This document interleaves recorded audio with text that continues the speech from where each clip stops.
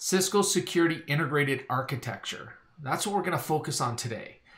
And it's going to be focused on the products that make the architecture and how it integrates well together and the value of that. And I've done this before. This is a little bit of an updated deck. And then I talk about Cisco Threat Response and the value of that capability. So the team at Cisco that built the Cisco Threat Response labs did a really great job of building out some collateral to support that. And so I'm going to use some of that collateral to walk through the value of having an integrated architecture, right? And I think what you'll find is it's fairly compelling, right? So let's get started. So the first thing we're going to talk about is the architecture itself.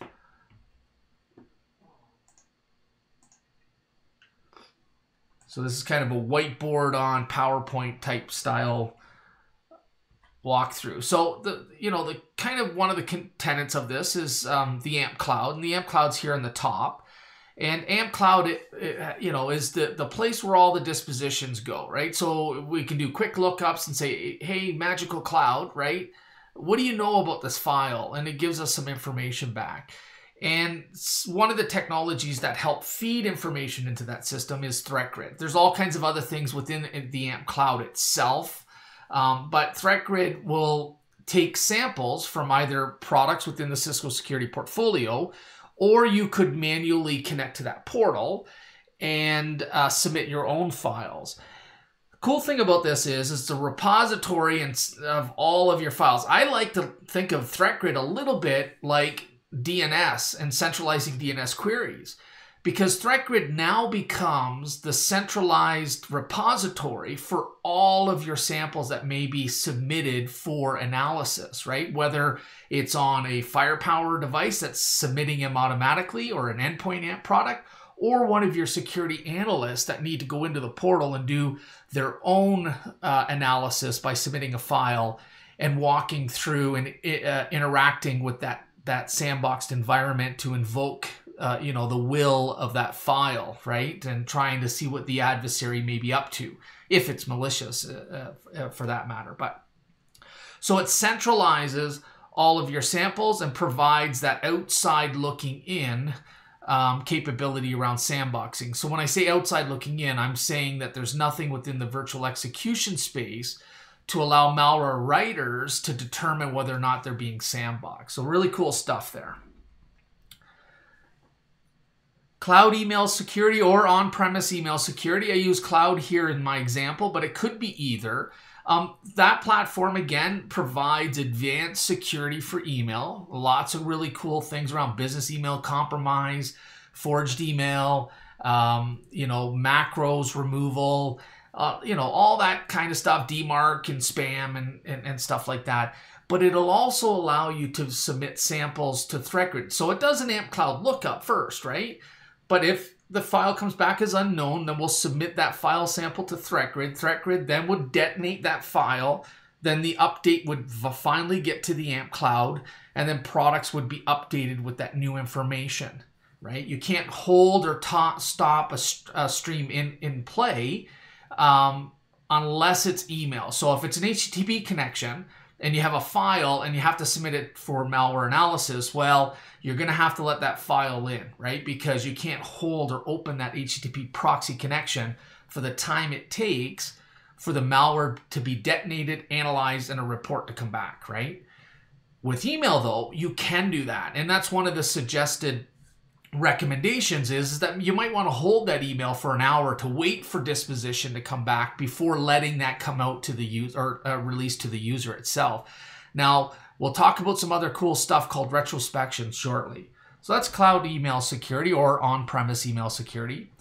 And then we've got CloudLock or CASB, right? Cloud Access Security Broker. And what this allows you to do is be able to add security elements to a lot of your cloud-based applications. So if you have something like Gmail or Outlook or Salesforce, these are all cloud technologies, but they might be disparate, meaning that they're from different organizations, and you may not have insight into one user logging into, you know, an application in Canada, for example, say Salesforce, and then that same username is being used in Africa to log into Outlook, right? 15 minutes later. Almost impossible to be in both places within that time frame.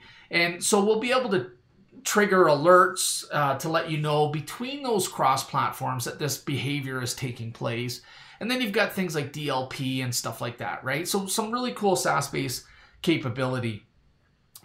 Then we've got Umbrella, right? So that's that DNS layer security. And this is where the architecture starts coming together, right? So Umbrella provides DNS layer protection, but it does a lot more than that, right? That was kind of the starting point, and then we started getting into web applications, right? And content security, AV, malware. Now you're seeing firewalling and proxy type capabilities. So a lot of cool stuff, and it works on and off-prem, right? So you're not restricted by your centralizing only your on-premise DNS queries to that go external, by the way, to on-premise some type of system, and then off-premise there's no way of doing that, right? We certainly can. So Cisco makes sure that, you know, all those DNS requests, whether internal or external, are being centralized. And again, that's key with ThreatGrid, right? Because the samples are also being centralized up into ThreatGrid.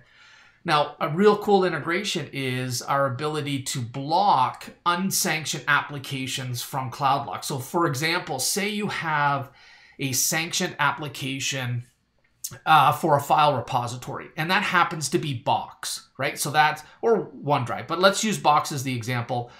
So Box is the centralized file repository. So that's cool, right? On premise, you might be able to have some proxy type capability to prevent users from going to other file repositories, because you don't want them sharing data that's internal, right, to the company with external entities or with people that should not have it. But the problem is when you move on-prem, right, that proxy's not there, right? Proxy, you know, introduces some complexity for sure. So what we're able to do is from CloudLock, what you can do, and you can do this within Umbrella itself, but from CloudLock or Umbrella, you can say, you know what, these are my sanctioned app, or Box, right? And these other file repository applications, I want to deny access to them. And so you can click deny access to them, and when you're on-prem or off-prem, right, you're blocking access to those repositories. So that's pretty cool, right? Because you're not, your cloud access security broker's not dependent on proxy capabilities to be able to provide the full breadth of capabilities of a CASB. So we can also do shadow IT as well, right? So that's kind of cool. Samples are tied to domains. So now what we can do is if a sample, say, has www.cisco.com in it, and it makes a query out to see that they can get to the internet, well, that sample will be tied to the www or www.cisco.com domain, and you can start piecing the puzzle together perhaps, right? So that's pretty cool, because now you've got a story that goes together, and you can see that samples are tied to certain domains. Firepower threat defense, so next generation firewall capabilities with next generation IPS. I think everybody at this point knows my feeling around next generation, or the term next generation, right? Never expires. But anyways, it's a fairly robust platform.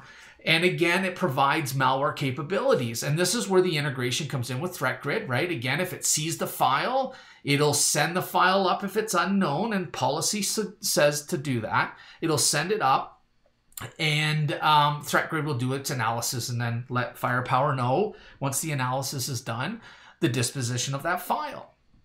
Web security appliance, right? On-premise proxies, or even now extended into the cloud. So the proxy capability, again, if it's proxying the connection, it might see a HTTP stream or HTTPS stream. There might be a file in it. That file might, based on policy, need to go up to ThreatGrid for analysis. And again, we can do that. Again, if you need proxy, that's available to you. You got Identity Services Engine, right? So advanced NAC, I'd like to call it, but we'll come back to that in a second. And then you've got StealthWatch, right? And the reason why I want to come back to those two components is a lot of times there's an initiative within an organization, and that is a network-centric initiative, and sometimes security is not included. I know everybody's getting better about including other teams, but sometimes if you go down, say, the path of DNA architecture, you may end up purchasing, or the networking team may end up purchasing Identity Services Engine, or NAC, or StealthWatch for flow or behavioral analysis from the network, right? And security teams can benefit from this technology tremendously, right? And sometimes they're not aware of it. So I'm going to come back to those two pieces. So now we're at Endpoint Amp, right, which provides AV, right, advanced malware protection. It does endpoint detection and response. It also provides things like what vulnerable software might be on the system. It can do host isolation. So if it is compromised, you can quickly, shut the door down and only allow it to communicate to the cloud console so you can do your forensics. So pretty cool stuff. But the thing is that, again, if a sample comes in and it needs to go to ThreatGrid, because our Endpoint Amp product does support sandboxing, it'll actually submit the file, whether you're on or off-prem, to ThreatGrid. So you can see what's happening here, right? ThreatGrid becomes a central repository for all file samples that need to be analyzed. You've got Cognitive up here at the top. Now, Cognitive is pretty cool because it does... Well, first off, it feeds data from StealthWatch, so you can feed flow data specifically going internal to external. So that data is going external anyway, but you send the flow data, right? 5 tuple plus maybe a couple little other things. And so that goes in, and you can also do it east-west as well, and that is a check mark. You just select it if you want to do that. And it goes up, and it's so really focused on the supervised side, but proxy logs also get submitted to Cognitive. Now, on the network side, depending on the switches, or if you have what we call as a flow sensor, what we can do, though, is do encrypted traffic analytics. So that's actually detecting malware in the network that's communicating without decrypting the payload. So with TLS 1.3, everybody's going to have some challenges, right? And I mean everybody in the industry in regards to decrypting those flows to be able to look at what's actually happening within those flows. And so if you've got a next-gen firewall, you've got a proxy, these technologies are going to get... the performance requirements are going to be significant, right? There's a massive penalty with TLS 1.3 when you do man in the middle. And today what we're doing is, and most in the industry is back revving to 1.2 because we're allowed to do that. But things like selective decryption is no longer going to be available, and also some information around the reason why it's not going to be available is the server information name, I think that's what it's called, is going to be encrypted. So you won't be able to see that data.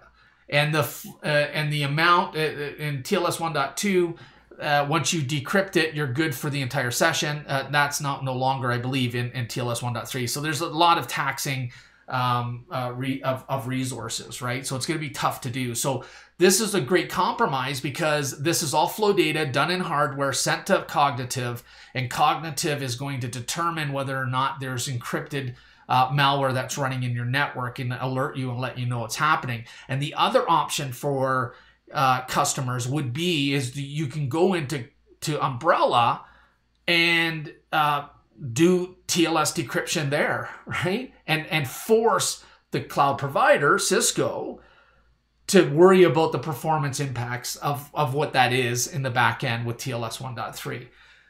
So shifting, that performance required off of your plate, so to speak. Then if you look down here, I'm just flashing it here. Cognitive data from Cognitive itself actually gets inserted into the portal of Endpoint Amp. So the goal here is to allow you to pivot into interfaces very quickly, right? As much as possible, and centralize a lot of, a lot of the meaningful data. So Yeah, so cognitive comes in, it gives you a kind of a score, and I'll talk a little bit more about that in a second. All these products, right? So email, web, firepower, and Endpoint Amp, right? They all do an Amp Cloud lookup. So an Amp Cloud lookup just says every once in a while, I just want to know that everything's good. I'm going to check this file. If something changes, you have an opportunity to get informed. And we'll talk about that in a second. AnyConnect, everybody knows AnyConnect for the most part. And traditionally knows it as, excuse me, is VPN, right? Well, it does a whole lot more than that now, right? So it does things like 802.1x with advanced supplicant, so you can do user and machine cert-based authentication.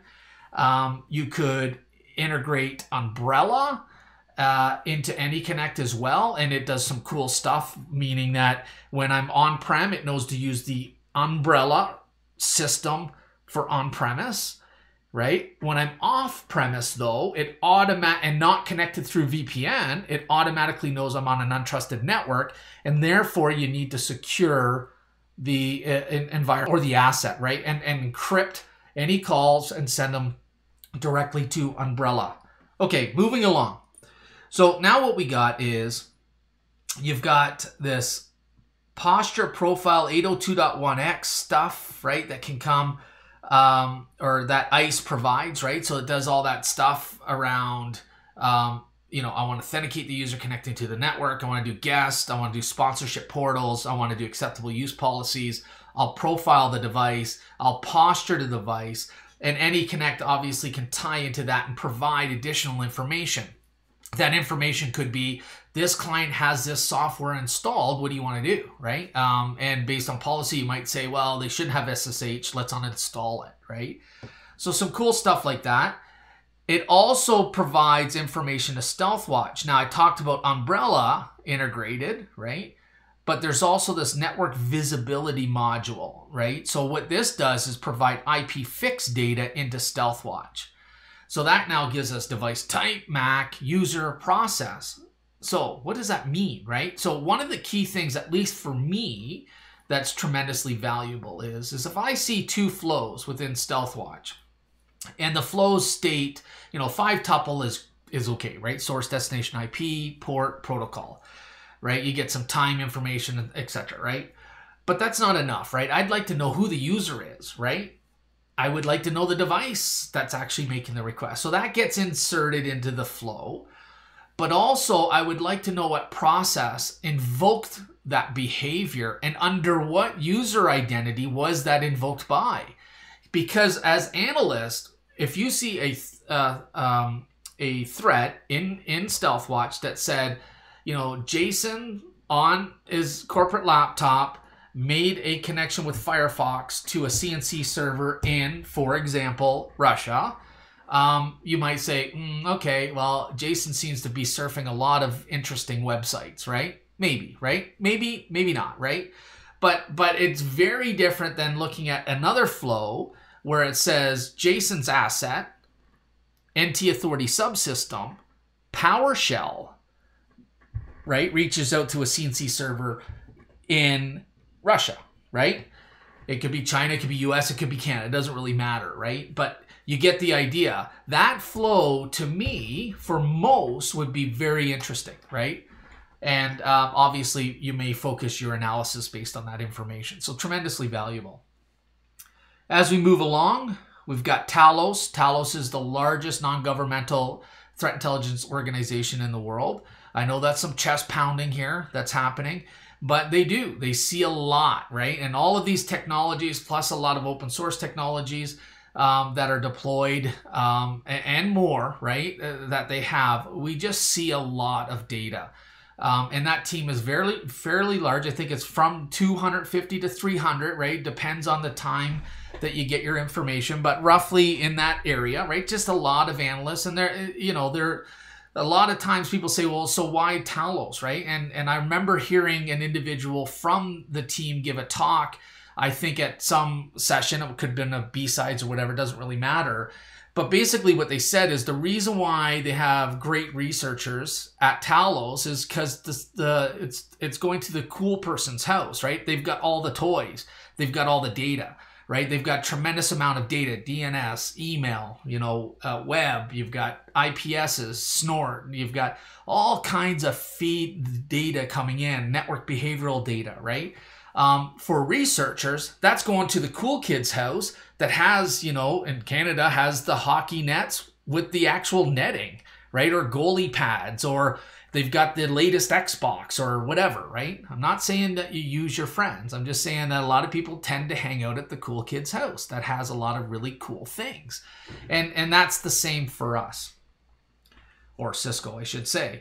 And so that's kind of cool. You got AnyConnect and it does a lot of stuff, but you can also add Endpoint Amp to that deployment. So AnyConnect now has a module that says, here's your NVM, here's your VPN, here's your Umbrella, and here's your Endpoint Amp. At the top here, you might have missed it, but right here, ThreatGrid sends some sample data to cognitive applications. And so this is to help with machine learning.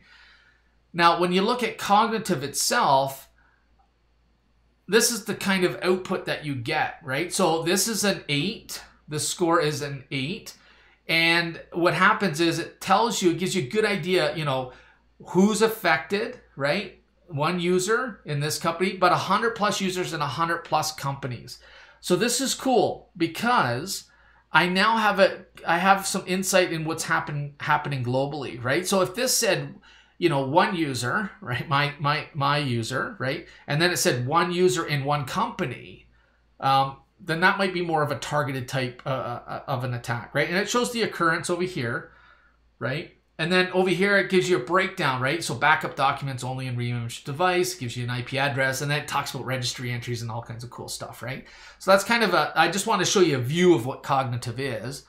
And then when you look at things like cognitive and StealthWatch and they start to come together, what you end up getting is some rich data. So here is in StealthWatch, the cognitive, and again, Endpoint Amp has that kind of widget that's inserted into Endpoint Amp as well. But now I get that view here, so I can see all my, traditional network behavioral type stuff and the alarms and events that are triggered. But I also get the cognitive data fed right into it. And so what you see here is these 10s, and see that little white inner circle? That just means these are confirmed. So confirmed means that at one point in time, a human, so there's supervised machine learning, etc. And then what happens is a human at one point in time has confirmed that incident at Cisco. So somebody's went and done the analysis just to check it and say, this is confirmed. There's not much more you need to do except action whatever recommendations were provided to you. And then down here, you see this 8, and there's not that inner white circle. And what that means is it's detected.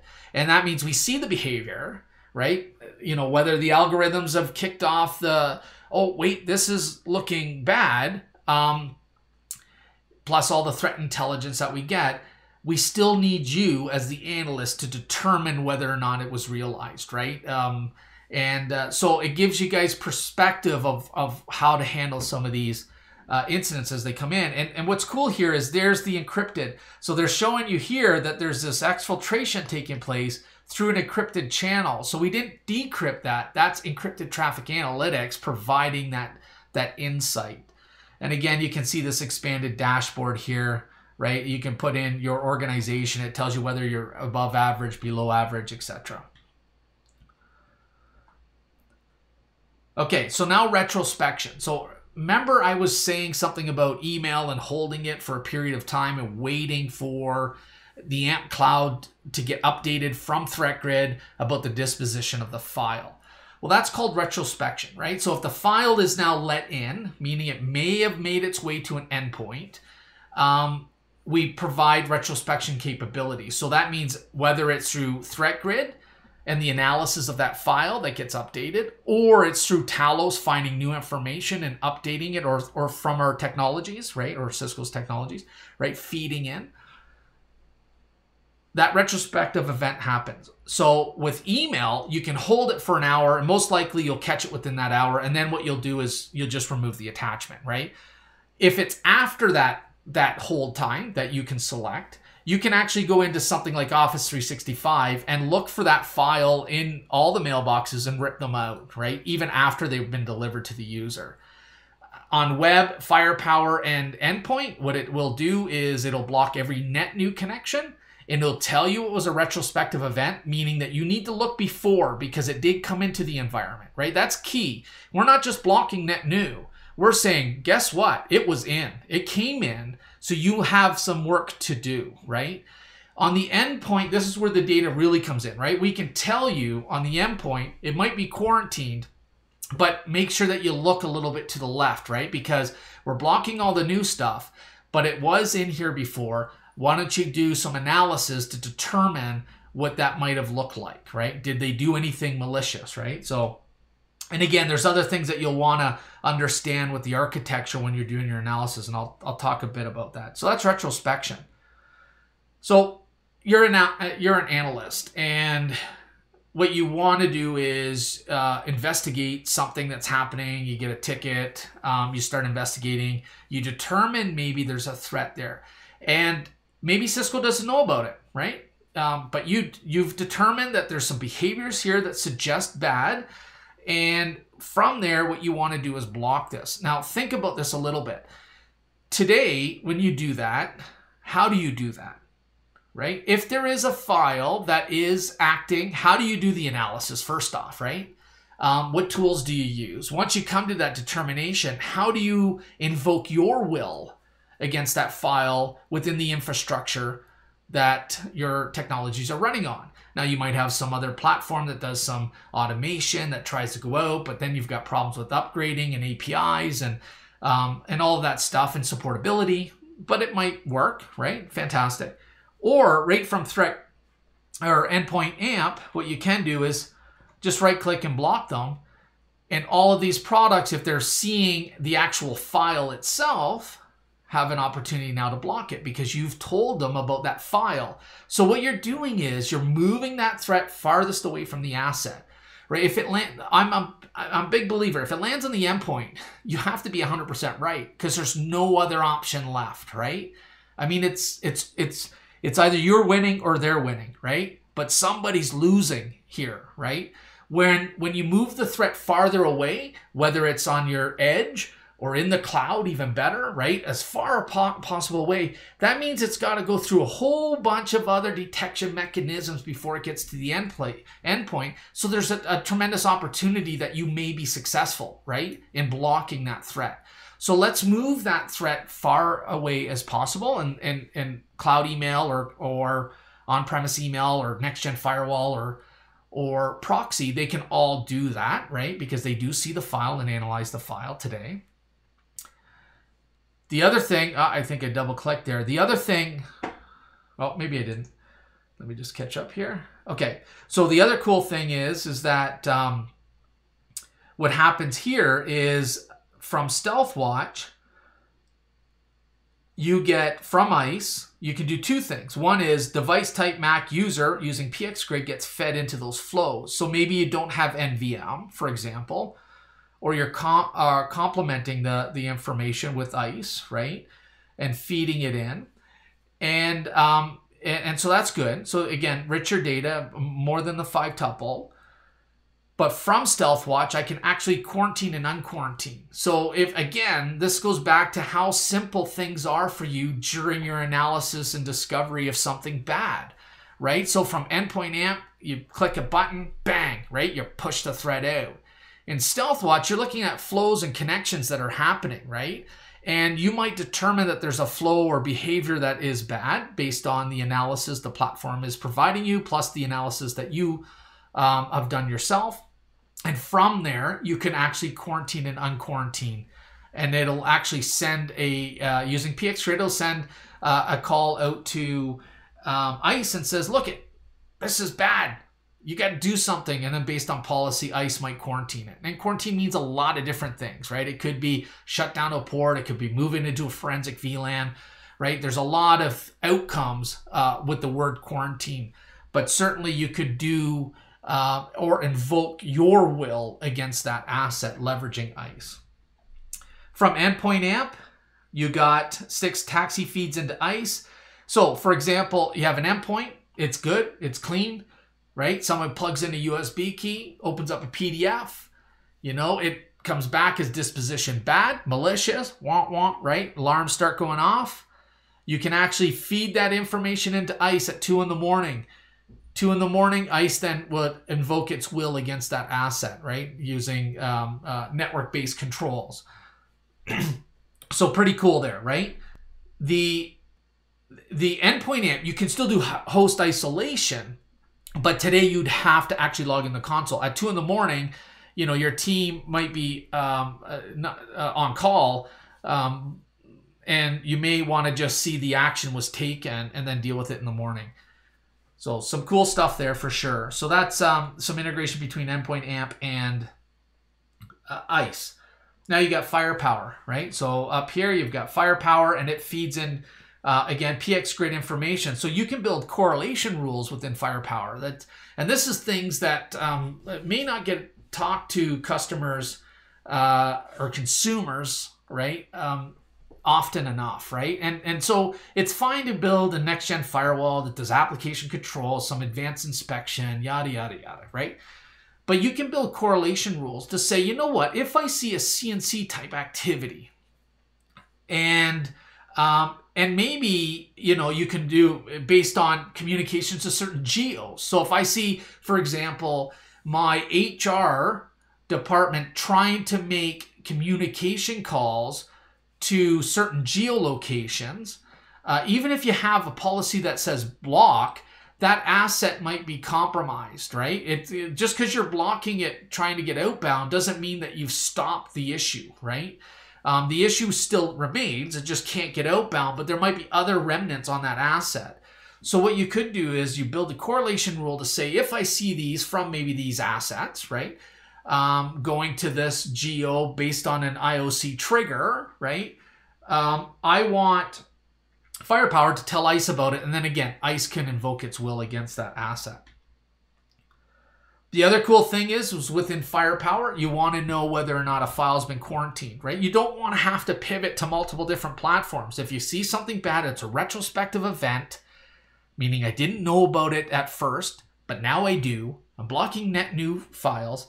I need to know if that file on the endpoint was quarantined, right? If this hit 500 machines, what do you do?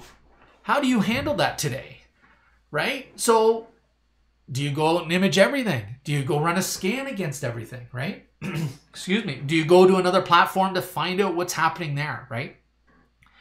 Well, here, the file may have come in through firepower, right? Didn't know about it. Now we know about it. And I would like to, and I'm sure most analysts would like to as well, is know in that interface that the file was quarantined. So maybe out of that 500 of those files were quarantined. That's awesome, right? So now I know that the actual threat has been contained, but it was a retrospective event. So that means the file has come in. It has landed on the asset. So there's another question that needs to be answered. And that question is whether or not somebody executed the payload. Wouldn't that be nice to see, right? So you can also see that within firepower, malware executed, yes, no. So maybe 495 of those files are sitting in a download directory. They are now quarantined. There was no execution of the payload. Fantastic. 5, although the file is quarantined, did execute the payload. Now it's time to do forensics, right? Incident response. Also, a nice thing to know is applications introducing IOCs. You might have a problem with certain applications, right? They may not have updated them. They might be legacy. A user may have installed them. And again, the more, the more applications that you install, the more attack vectors exist, right? So what you could do is in firepower, you can say, you know, I'm not allowing that outbound connection if it's based on that application, maybe, right? That could be an option. Or what you could do is say, you know what, on Endpoint Amp, I'm just going to blacklist that application, right? Game over, done. So that's cool, right? So as we move along, so what happens is you know, Cisco's listens to its customers and you know, there's this idea around this centralized platform that manages, everything. And so, if you look at all of these technologies and you look at the industry, there's nobody that's got just one, web interface that does all that magical stuff, right? For all the technologies that we've talked about here, right? And some of these technologies are fairly big in its own, right? Identity Services Engine can do so much, right? So what Cisco's done is they've built this product to help with incident response. I think I mentioned this, but I'll mention it again. Doesn't matter how many threats you block every day, right? Doesn't really matter. I mean, it matters to some people in the organization, but the business truly looks at that as your job, right? You're supposed to be stopping everything, right? Nothing ever hits the news that says, hey, this company blocked 1,000 things, right? Hardly ever, right? That ever happens. What will make the news is when that breach comes in. And then whether or not, and what's going to be determined during that breach is whether or not your team has the insight and understanding of what took place in the shortest amount of time. And so again, you can bat millions of threats out of the air. One gets in, you're only going to be remembered for that one. So what Cisco Threat Response does is it allows you to add modules to it to allow you to enrich the data. So Endpoint Amp is an endpoint detection and response tool. It's got some really cool stuff on the endpoint, but not everything has an endpoint agent. So I like to call this holistic detection and response. CTR actually allows us to add things like firepower, web security soon, right? I don't think it's actually there, but email security. I've got a list here of the modules. Email security, firepower, umbrella, ThreatGrid. You've got Endpoint Amp, right? And the story's only getting better. And now I can go to this, what I like to call holistic detection and response, right? Because I can see a Soho router that gets plugged into a network that's making a DNS query to something that is bad because it's been compromised. And I can do that detection and response through this tool, where if I was dependent on a endpoint product, well, it'll never get installed on that. And sure, there's questions, why would that be installed in the environment? In the first place, I can tell you, I can walk into most organizations and plug in and get an IP. So that problem exists. But that's just an example. It could be a printer, right, that got popped. A variety of other devices that don't have endpoint. So they've built this tool called Cisco Threat Response, and you can add these modules. And I'm just showing you here, you add these modules in, and then you can do very quick queries. And this is an example of this, right? So as an analyst, I can go from this tool. So I don't need to log into endpoint. I don't need to log into firepower or cloud email. I could be just a security analyst, right? And I'm analyzing a threat, and I determine that this file is acting poorly. And I know this shows malicious, but let's say it shows as clean. And you see that it's acting badly. And what you can do is very quickly add it to a custom detection list. And the moment you do this is what we call AMP Unity, right? It goes to endpoint, blocked. Firepower, web security, email security, bam, right? Again, what are we doing? We're pushing that threat farthest away from that asset as possible. All right, so now we're doing another investigation. And again, we're looking at a domain this time. It shows malicious. Let's assume it's clean. And then I can very quickly say, you know what, block this domain. Bam, umbrella, both on and off-prem. And what's key on this is, here's your on-premise type technology. This could be too. Also, this could be in the cloud, so you're moving the threat into the cloud, which is good. But this is in the cloud. This is actually now protecting both on-prem and off-premise users.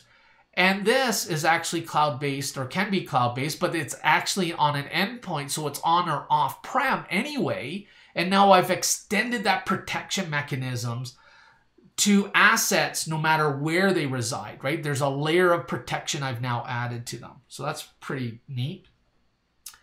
So then what we've done is we built out these case books, and don't worry about some of the things that are future, right? Some of that I haven't updated.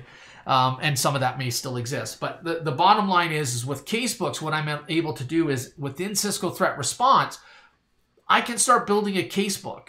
And I can give it a name and I can add all my observations into it. You can see the list here, right? I add them in.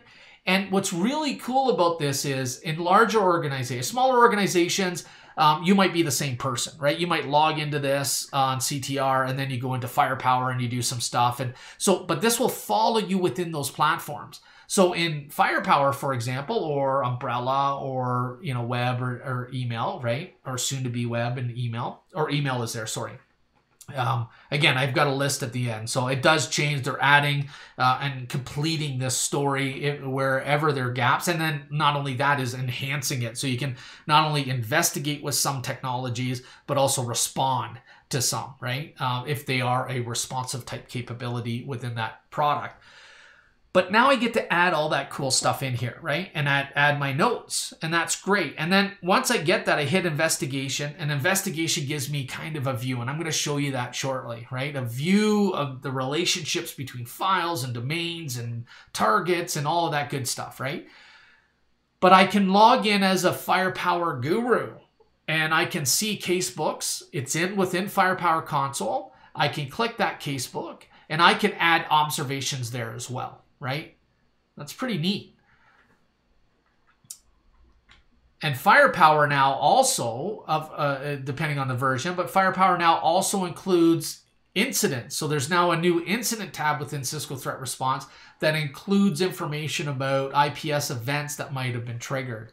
So in summary, the Cisco Threat Response capability is that you've got these sources, right? Intelligence sources, or a browser plugin. We'll talk about that. High fidelity events that come in. So this is, you can do investigate very quickly, plop it in. You can, you know, zoom in here and see kind of the visual, and you'd have to move these around, right? Once it's rendered, right? My red stuff that are bad, right? You've got these incidents coming in. And then what you have here is these modules that you can add, right? So you go to the module tab, you know, there's your default modules, right? So you got AMP Cloud Intel, Private AMP Cloud Intel, AMP File Reputation, Talos Intelligence, and then organization-specific modules. And this is key, right? Because what you want to know is if the threat exists, you've done your analysis, you've read a blog, you've grabbed some indicators, that's great. It exists. You don't want to see what the world knows about that per se. You might want to know what the world sees in regards to that file being good or bad. But you want to see what it looks like in your environment. What is your data telling you about the file? Is it in the environment? And where is it in the environment, right? There's always two questions when a threat happens. So if NotPetya 2 happens right now, everyone's phone rings, right? And there's two questions that need to be answered right away and as soon as possible. And that is, you know, do I have defensive capabilities in place and where, right? Where do they exist? And then second is, have I been compromised or popped, right? I want to know. And think about how long that takes you to do that today with confidence, right? And I can tell you through integrated architecture and the Cisco Threat Response capability, you get good understanding within seconds, right? At least from a visual perspective to say, okay, we see this in the environment. Again, it depends on how many modules you got installed, but that data is rendered very quickly. And you've got a good visual of what happens. You'll get an understanding of what databases have that protection mechanisms in place and whether or not you've been compromised. And then obviously there's some additional analysis from there that you're going to perform, right? But you're going to have high levels of confidence very early on. This is the plugin. So this is where you can go and grab the plugin. And now what happens is your browser becomes an extension of Cisco Threat Response. And so that means now I could be in any platform. I could be in a Splunk log looking and saying, just grab those observations from there, and it'll insert it in and you clean and remove whatever. Obviously there's a little more here than normal, but I could be on a Talos blog and I can actually say, add this, and then now I'm going to investigate this. And then again, when you hit investigate, it's going to tell you what it looks like in your environment. So that's pretty cool stuff. Here's a matrix of the Cisco Threat Response modules themselves. So it breaks out the umbrella. I'm not going to go through this, but you can certainly pause and review this. And this updates all the time, right? So take this with a grain of salt, right? It's only going to get richer. There's only going to be more capabilities added over time. But the bottom line is that you can see kind of where these products come in and what they might provide you. So things like local sightings, right? I want to know, what my organization sees. And cool things like email, for example, I get to see who got the email, right? What was the subject, right? So that's kind of cool. And then you've got dispositions, judgments, and verdicts, and the type that based on the technology that you have, you would receive, right? So obviously IP and domain from Umbrella, but you get things like a hash file or file hash from Talos, right? Or AMP, file reputation. Virus total is one module that you can add to the platform, right? And so obviously, again, you're enriching that data even further.